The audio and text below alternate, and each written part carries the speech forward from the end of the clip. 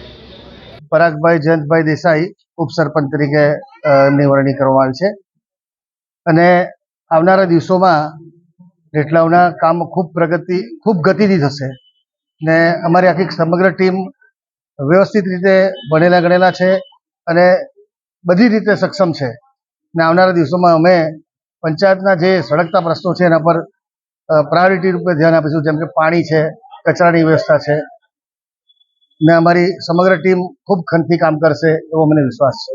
એ જ મેં કીધું એમ પ્રધાનને, પહેલું તો અમારે સમસ્યા છે પાણી, પીવાના પાણીની, બીજી સમસ્યા છે કચરાના નિકાલની, કારણ કે અમારી પાસે ડમ્પિંગ પ્લેસ નથી, છતાં અમે મેનેજ કરીને વર્ષોથી અમે પારડી નગરપાલિકાના ડમ્પિંગ સાઇટ પર નાખીએ છીએ, પણ આવનારા દિવસોમાં મંત્રી સાહેબને મળીને એક વ્યવસ્થિત એમનું પ્લાનિંગ કરીને અમને એમાંથી થોડું વ્યવસ્થિત કામગીરી અમે પ્લાનિંગથી કરશું। સરપંચ સાથે મળીને ગામમાં સુનિશ્ચિત વ્યવસ્થિત કામગીરી થાય ગામના જે સળગતા પ્રશ્નો છે એનો અમે ઝડપમાં એકદમ નિકાલ કરીએ અને સારી રીતે ગામજનોને સેવા આપીએ.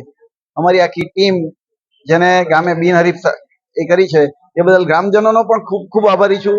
મને ડેપ્યુટી સરપંચ બનાવવા માટે અમારી ટીમ અને સરપંચનો પણ હું ખૂબ ખૂબ આભારી છું. આપણી સંકલ્પ ન્યૂઝ ચેનલને સબસ્ક્રાઇબ અને લાઇક કરો, બેલ આઇકન દબાવો જેથી આવનાર ન્યૂઝ અપડેટ્સની નોટિફિકેશન આપના મોબાઈલ પર સૌથી પહેલા પહોંચે. Like, subscribe and share the video.